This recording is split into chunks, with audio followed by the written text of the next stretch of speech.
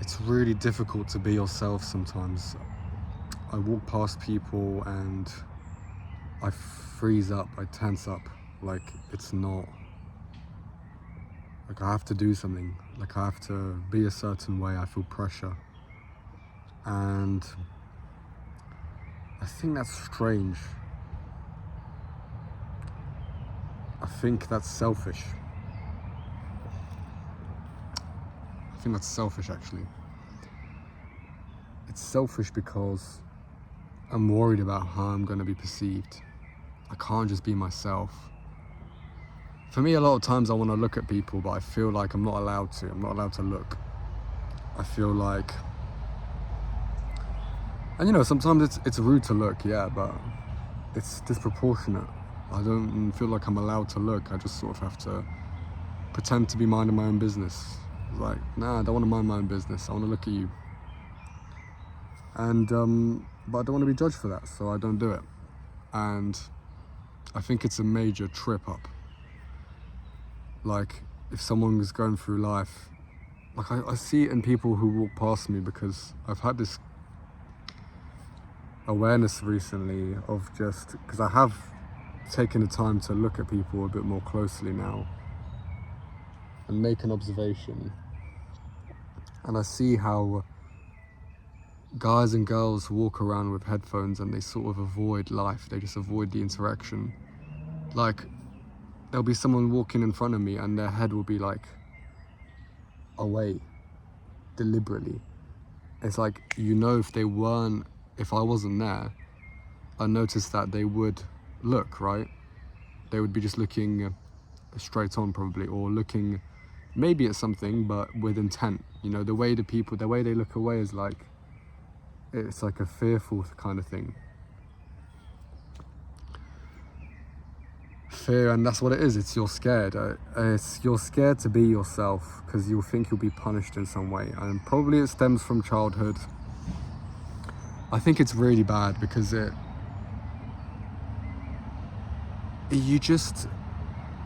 when you're scared of this kind of minor stuff, another thing it shows is because I guess it's related, but I'm not sure how yet, but it's related.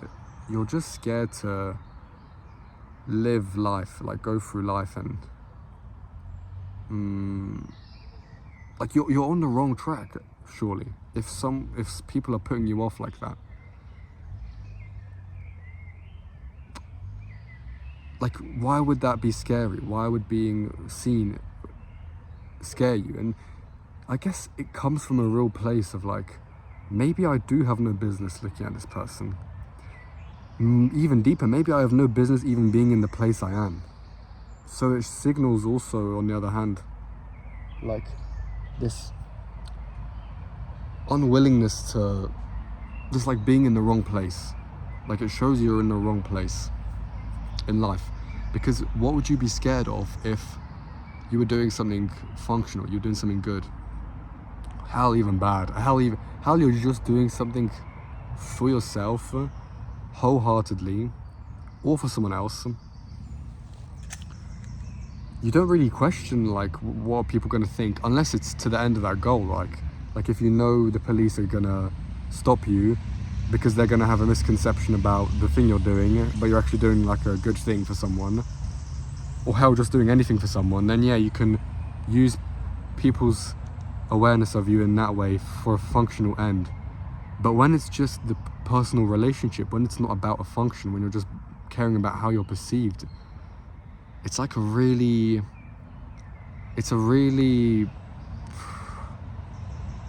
relationship oriented thing, and it's a sign that you're caring more about people and opinion and than actually doing something that you would want to do.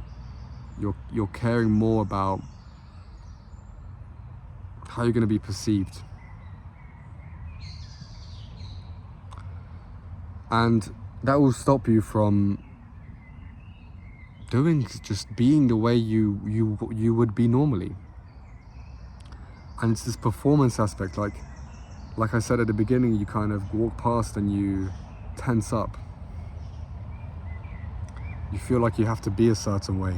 How maybe not everyone's like this. Or worse yet, people do this and they don't even realize it. I think that was me for a long time. It's like you're so identified with this way of being, you don't know anything else, so you're like, well, fine, I'll just be this, and then you almost wear it with pride, and it's not true. And it's really difficult to be true, because when you lie to yourself for a long time, for whatever reason, it's difficult to differentiate what's really true on the inside. So your words lose their meaning. I mean, this is the beginning of when, people, if you know anyone who sort of makes promises and breaks them, it's not even, it's like too much. They've just got too much on their plate. They're lying to themselves. They can't even be honest with themselves, let alone honest with you. So it's not their fault in a way, because people like that, they want the relationships and fruits of life, which they deserve. They do deserve that, and they are capable of that, because otherwise God would not give them the desire. But there's like groundwork that needs to be done first. Like, you need to be a little bit free of these things, I feel, and it can really impede you can build a life really carefully, really with your mind and frameworks, and making sure you're on top of this and that, and checking things, and being incredibly goal oriented. But there's nothing wrong with being goal oriented. It's like this, trying to have too much foresight and planning your life, and it's like these things end up being built on sand. So yeah, it's like, and then that will just be a sort of betrayal of what? It will be a betrayal to yourself and others, I suppose, because you played, it's like actors, like an actor is then expected to, how some actors are typecast. I don't know, there's a long list of actors who were to be cast for James Bond, but a lot of them refused because they didn't want to be typecast. They didn't want to be cast into a certain role. And and at first I was like, what? How would you turn down the role of James Bond? But then I realized something, like, if you really love yourself, you won't let other people abuse you, abuse what you could be, and force you into being a certain way, which is only just a part of yourself. So that's like squeezing your life out. But it's really difficult, because you could owe all of your relationships in life, including your most close relationships with family, to this one side of yourself, while suppressing another side of yourself. And it's this weird middle ground of being true but not really, and that's the worst. It's work, because you're not living a false life. It's not like you can drop the hat and then say, okay, I'm gonna be born again, because some people could do that if they're living a false life. But when there's this truth mixed in that life, when you really are the certain things which people hold you accountable for, but you're not fully those things, then you're living this weird life of half truth, and like, it's like you're constantly either becoming a zombie or becoming alive again, becoming a human again. It's like you're being purified and you're being marred at the same time. Sullied. There's like a nice word of opposite of purifying, like dirty, I suppose. But it's not about good or bad like that. It's just, all that's good or bad is, are you expressing yourself?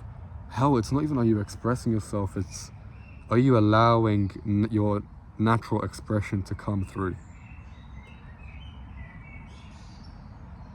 Yeah. Easy words to say, sure, but hard to do.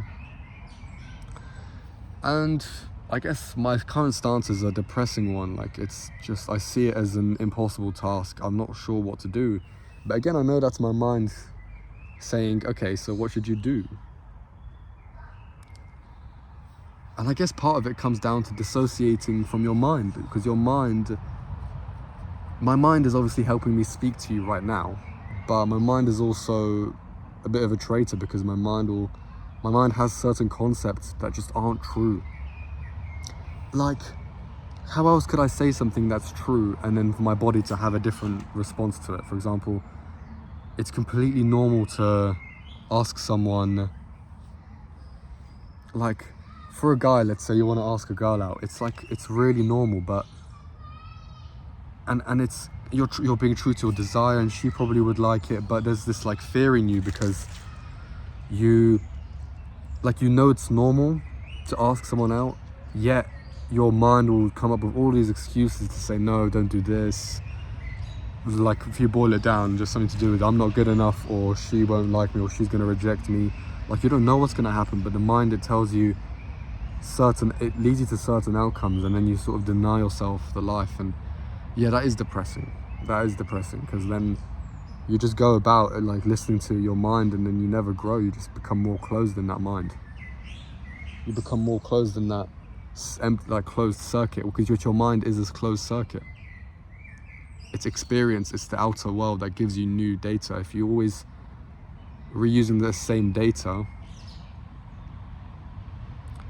then it's like you've gathered all the evidence, and you're just going to stick with that one sample for the rest of your life, working on one sample, which you could do.